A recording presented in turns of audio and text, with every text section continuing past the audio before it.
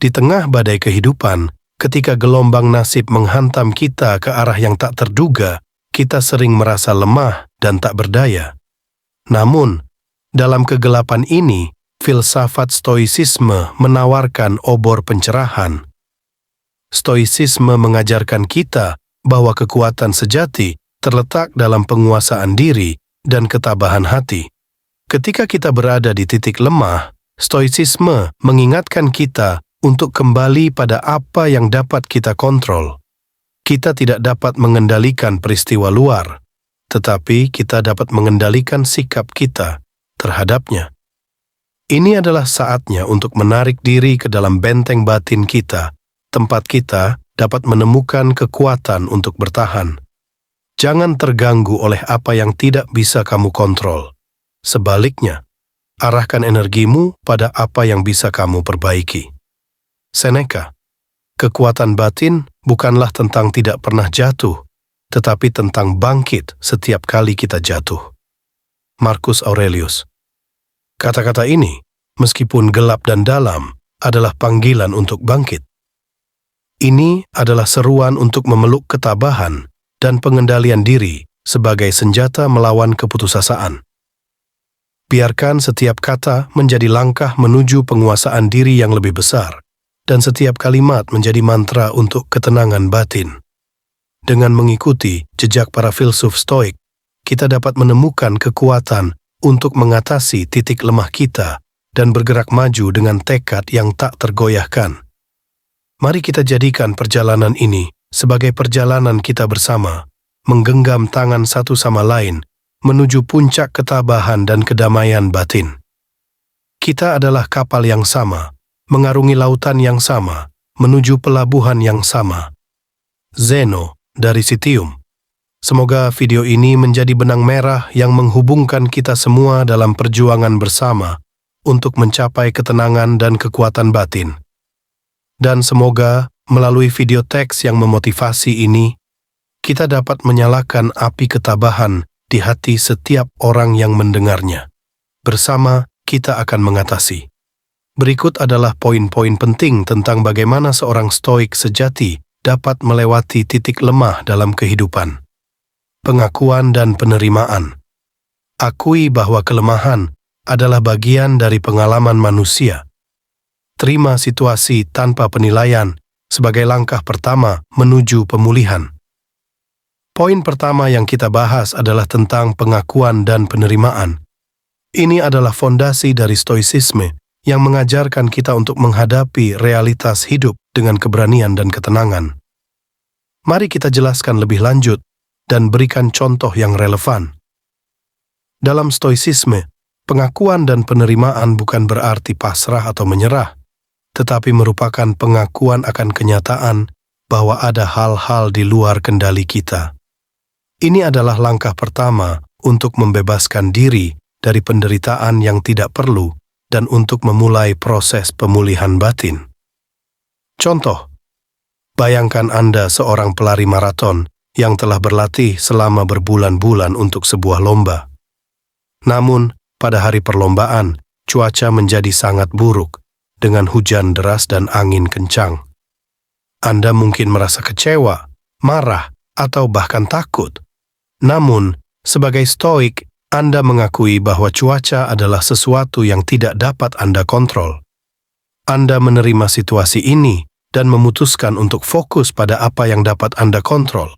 Sikap Anda, strategi lari Anda di bawah kondisi tersebut, dan bagaimana Anda dapat menggunakan pengalaman ini untuk menjadi lebih kuat di masa depan. Dengan menerapkan prinsip pengakuan dan penerimaan ini, Anda tidak hanya mengurangi penderitaan batin Anda sendiri, tetapi juga menemukan kekuatan untuk melanjutkan dan menghadapi tantangan dengan ketabahan. Anda memilih untuk melihat situasi tersebut sebagai kesempatan untuk belajar dan bertumbuh, bukan sebagai hambatan yang tidak teratasi.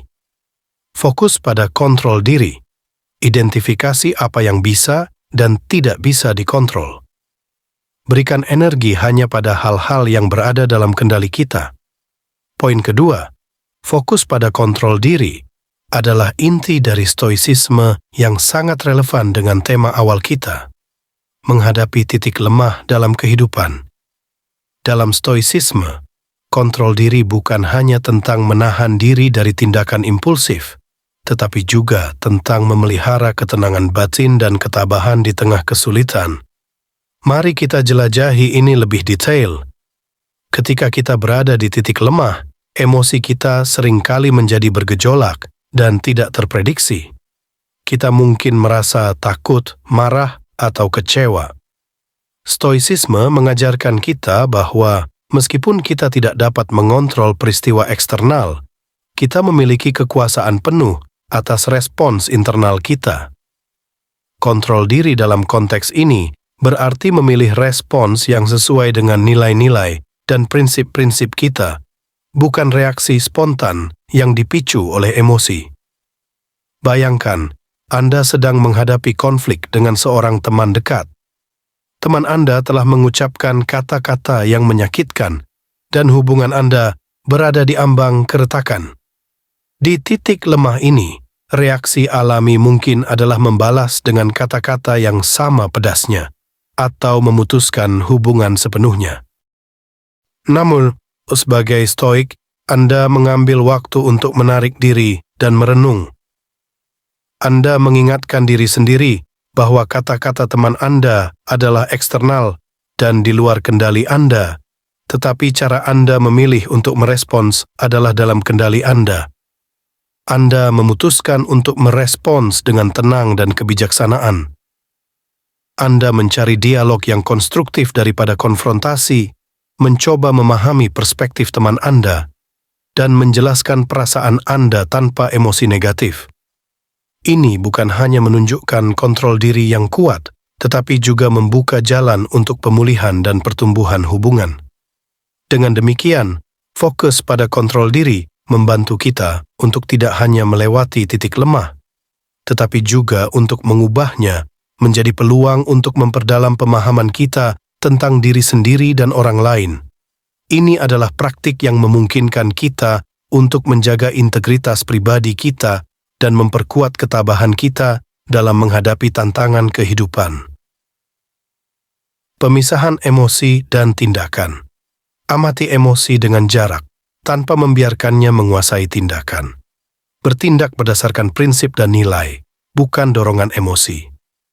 Poin ketiga dalam konteks stoicisme dan menghadapi titik lemah dalam kehidupan adalah pemisahan emosi dan tindakan. Ini mengajarkan kita untuk tidak membiarkan emosi kita mendikte tindakan kita, tetapi untuk bertindak berdasarkan prinsip dan kebijaksanaan. Mari kita jelaskan lebih lanjut. Dalam menghadapi titik lemah, kita seringkali dibanjiri oleh emosi yang kuat. Stoicisme menekankan pentingnya mengamati emosi tersebut tanpa harus bertindak berdasarkan mereka. Kita belajar untuk merespons dengan cara yang sesuai dengan nilai-nilai kita, bukan dengan reaksi spontan yang mungkin kita sesali nantinya. Contoh, Anda mengalami kerugian besar dalam bisnis karena keadaan ekonomi yang tidak stabil. Anda merasa cemas dan takut akan masa depan, dan emosi ini mendorong Anda untuk membuat keputusan yang tergesa-gesa, seperti menjual bisnis atau membuat perubahan drastis tanpa pemikiran yang matang. Namun, sebagai stoik, Anda mengambil langkah mundur dan memberi diri Anda ruang untuk merenung. Anda mengakui emosi Anda, tetapi memilih untuk tidak membiarkannya menguasai keputusan Anda. Anda mempertimbangkan semua opsi dengan tenang, mencari nasihat dari mentor yang dipercaya, dan membuat rencana strategis yang didasarkan pada logika dan potensi jangka panjang, bukan pada ketakutan sesaat. Dengan demikian, Anda menunjukkan pemisahan emosi dan tindakan yang merupakan ciri khas seorang stoik. Anda tidak mengabaikan emosi Anda, tetapi Anda juga tidak membiarkannya mengendalikan tindakan Anda. Ini memungkinkan Anda untuk melewati titik lemah dengan kebijaksanaan dan integritas, mempertahankan jalur yang stabil menuju pemulihan dan kesuksesan. Refleksi diri. Luangkan waktu untuk introspeksi dan refleksi diri. Gunakan momen ini untuk memperkuat pemahaman tentang diri dan tujuan hidup. Poin keempat dalam praktik stoicisme, terutama saat menghadapi titik lemah dalam kehidupan, adalah refleksi diri. Ini adalah proses introspektif yang membantu kita memahami diri kita lebih dalam dan memperkuat ketabahan kita. Refleksi diri dalam stoicisme adalah tentang mengevaluasi pikiran, tindakan, dan motivasi kita secara kritis. Ini bukan hanya tentang memahami apa yang kita rasakan, tetapi juga mengapa kita merasakannya dan bagaimana kita dapat belajar dari pengalaman tersebut. Refleksi diri membantu kita untuk tidak hanya bertahan dalam kesulitan, tetapi juga untuk tumbuh dari pengalaman tersebut. Contoh, Anda telah mengalami serangkaian kegagalan dalam usaha yang Anda jalankan. Setiap usaha tampaknya berakhir dengan hasil yang tidak memuaskan, dan Anda mulai meragukan kemampuan Anda sendiri. Di titik lemah ini, alih-alih tenggelam dalam keputusasaan, Anda memilih untuk meluangkan waktu dan merenung. Anda mempertanyakan diri sendiri, apa yang bisa saya pelajari dari kegagalan ini? Bagaimana saya bisa beradaptasi dan meningkatkan strategi saya? Apakah ada kebiasaan atau pola pikir yang perlu saya ubah? Melalui refleksi diri, Anda mulai melihat kegagalan bukan sebagai akhir dari segalanya, tetapi sebagai pelajaran yang berharga.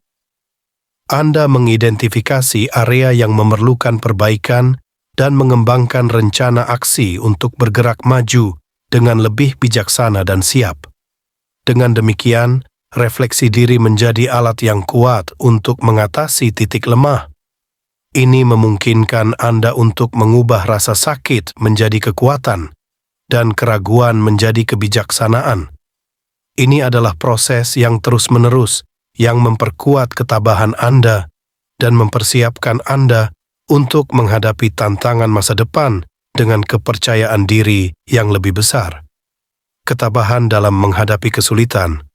Ingat bahwa kesulitan adalah kesempatan untuk bertumbuh. Jadikan ketabahan sebagai pendamping setia dalam menghadapi rintangan. Poin kelima yang kita bahas adalah ketabahan dalam menghadapi kesulitan. Ini adalah prinsip stoicisme yang sangat penting, terutama ketika kita berada di titik lemah dalam kehidupan. Ketabahan adalah kemampuan untuk bertahan dalam menghadapi kesulitan dengan keberanian dan ketenangan. Stoicisme tidak hanya mengajarkan kita untuk bertahan dalam menghadapi kesulitan, tetapi juga untuk melihat kesulitan sebagai kesempatan untuk pertumbuhan pribadi. Ketabahan bukanlah tentang tidak merasakan sakit atau kesedihan. Itu tentang menghadapi emosi tersebut tanpa membiarkannya menguasai kita. Contoh, Anda telah kehilangan pekerjaan yang sangat Anda cintai karena pemotongan anggaran. Ini adalah titik lemah yang signifikan dalam karir Anda, dan Anda merasa kehilangan serta tidak yakin tentang masa depan. Namun, sebagai stoik, Anda mengambil waktu untuk merenungkan situasi ini.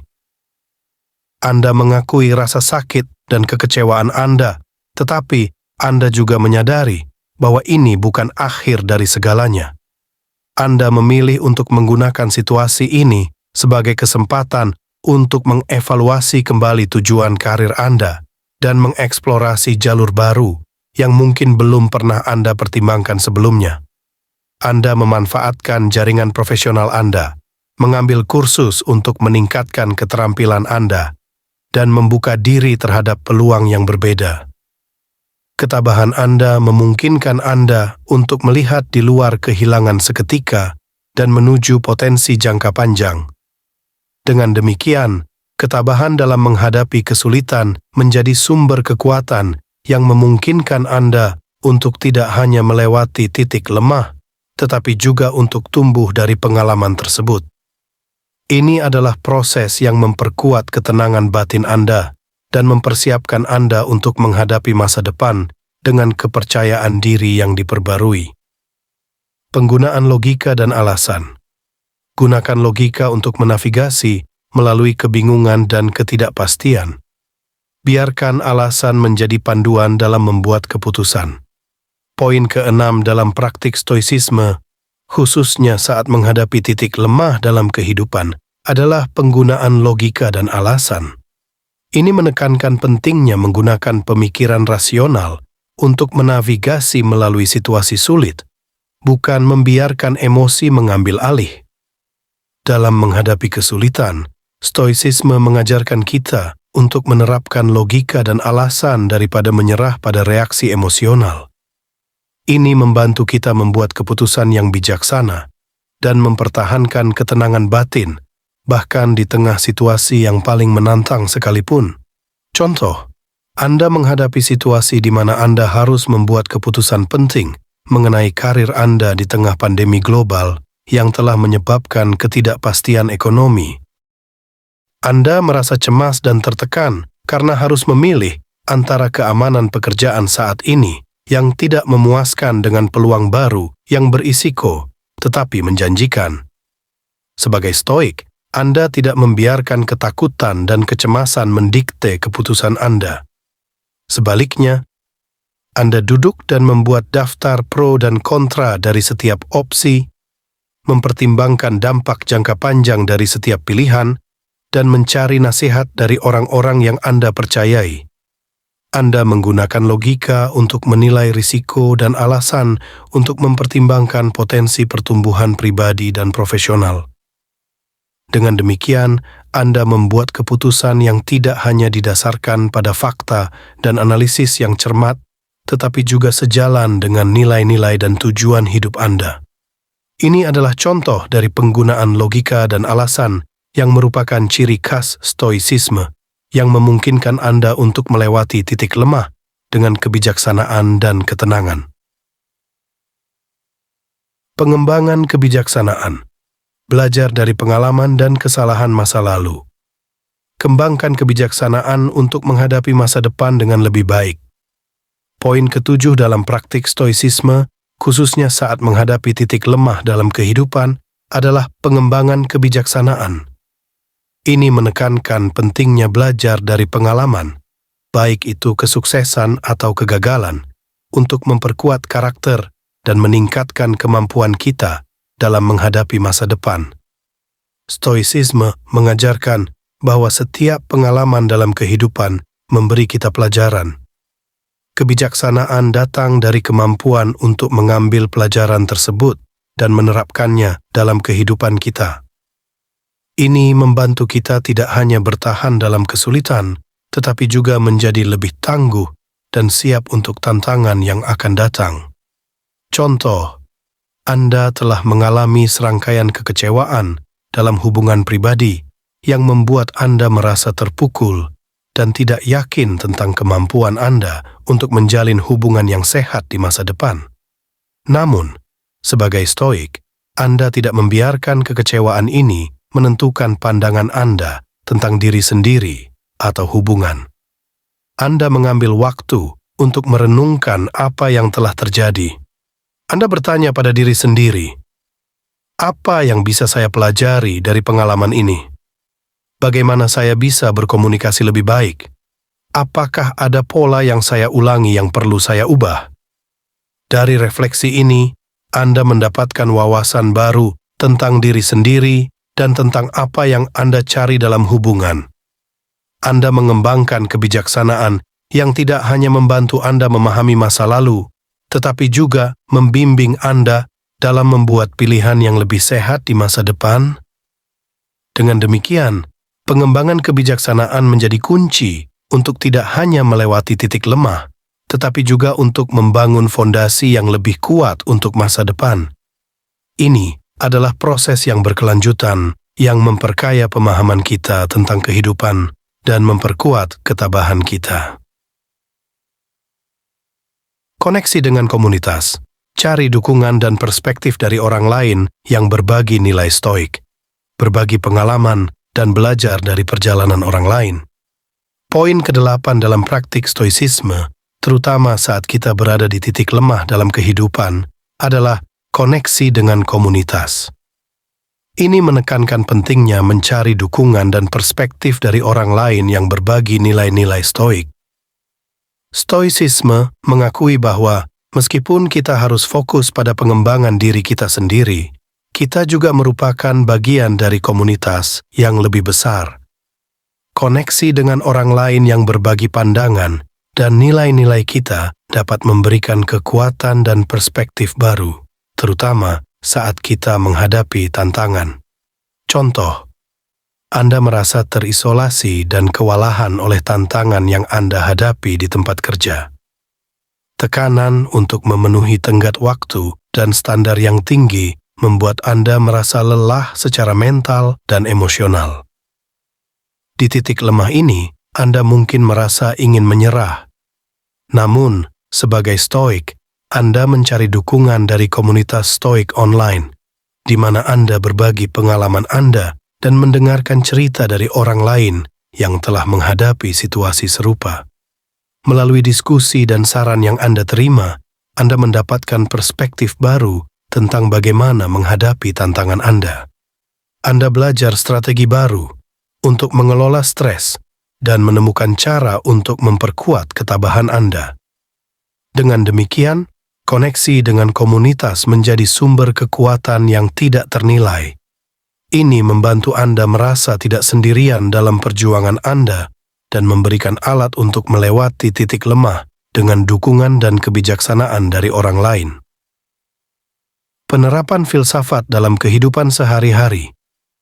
Integrasikan prinsip stoik dalam tindakan sehari-hari. Jadikan filsafat bukan hanya teori, tetapi praktik hidup. Poin ke-9 dalam praktik stoicisme, terutama saat kita berada di titik lemah dalam kehidupan, adalah penerapan filsafat dalam kehidupan sehari-hari. Ini menekankan pentingnya mengintegrasikan prinsip-prinsip stoik ke dalam tindakan kita sehari-hari, bukan hanya memahaminya secara teoritis. Stoicisme bukan hanya sekumpulan ide untuk direnungkan, itu adalah panduan untuk hidup. Mengintegrasikan prinsip-prinsip stoik ke dalam kehidupan sehari-hari berarti membuat pilihan yang mencerminkan nilai-nilai tersebut dalam setiap tindakan kita, besar atau kecil. Contoh, Anda sedang menghadapi tekanan di tempat kerja dan merasa bahwa setiap hari adalah pertarungan. Anda merasa lelah dan frustrasi, dan ini mulai mempengaruhi interaksi Anda dengan keluarga dan teman. Di titik lemah ini, Anda memutuskan untuk menerapkan stoicisme secara aktif dalam rutinitas harian Anda. Setiap pagi, Anda mengambil waktu untuk merenungkan prinsip-prinsip stoik, seperti penerimaan terhadap apa yang tidak dapat Anda ubah dan fokus pada tindakan positif yang dapat Anda ambil. Anda mulai mengatur hari Anda dengan niat yang jelas, menghadapi setiap tantangan dengan ketenangan dan ketabahan. Ketika stres mulai membangun, Anda mengingatkan diri sendiri tentang kekuatan batin dan kontrol diri, menggunakan teknik pernapasan dan meditasi singkat untuk kembali ke pusat. Dengan demikian, penerapan filsafat dalam kehidupan sehari-hari menjadi praktik yang memberdayakan.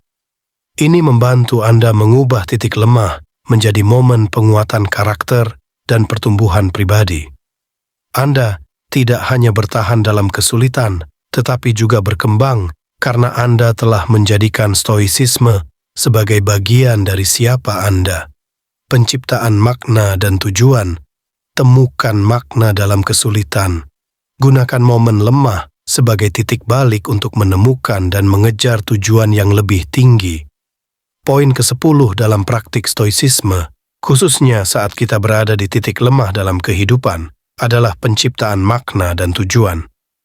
Ini menekankan pentingnya menemukan makna dalam kesulitan dan menggunakan momen-momen tersebut sebagai titik balik untuk mengejar tujuan yang lebih tinggi. Stoicisme mengajarkan bahwa kita dapat menemukan makna bahkan dalam kesulitan terbesar. Dengan menciptakan tujuan dari pengalaman kita dapat mengubah titik lemah menjadi sumber kekuatan dan inspirasi. Contoh, Anda telah mengalami kerugian pribadi yang mendalam, seperti kehilangan seseorang yang sangat Anda cintai. Ini adalah titik lemah yang bisa mengguncang dasar-dasar kehidupan Anda. Namun, sebagai Stoik, Anda mencari cara untuk menemukan makna dalam kehilangan tersebut. Anda memutuskan untuk menghormati kenangan orang yang Anda cintai dengan melakukan tindakan yang mencerminkan nilai-nilai yang mereka pegang selama hidup mereka. Mungkin itu berarti berkontribusi pada sebuah amal, memulai proyek yang mereka impikan, atau bahkan mengubah cara Anda hidup untuk lebih mencerminkan prinsip-prinsip yang mereka ajarkan kepada Anda. Dengan demikian, penciptaan makna dan tujuan menjadi proses transformatif. Anda mengambil titik lemah dan mengubahnya menjadi sumber motivasi untuk membuat perubahan positif dalam kehidupan Anda dan kehidupan orang lain. Ini membantu Anda tidak hanya untuk bertahan dalam kesulitan, tetapi juga untuk berkembang dan membangun warisan yang bermakna. Dengan menerapkan poin-poin ini, seorang Stoik dapat menavigasi melalui titik lemah dengan kebijaksanaan dan ketabahan, menjadikan setiap tantangan sebagai batu loncatan menuju pertumbuhan pribadi dan kekuatan batin. Sebagai penutup perjalanan kita melalui prinsip-prinsip Stoicisme, mari kita ingat bahwa setiap titik lemah yang kita hadapi adalah kesempatan untuk menunjukkan kekuatan batin yang kita miliki. Dalam setiap tantangan, tersembunyi pelajaran yang berharga dan kesempatan untuk bertumbuh. Stoicisme bukan hanya filsafat, itu adalah peta jalan yang membimbing kita menuju ketenangan dan ketabahan dalam menghadapi badai kehidupan.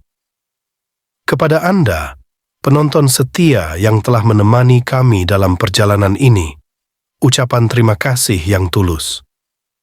Anda bukan hanya saksi dari perjalanan ini, tetapi juga bagian dari komunitas yang berharga yang bersama-sama mengejar kebijaksanaan dan kekuatan batin.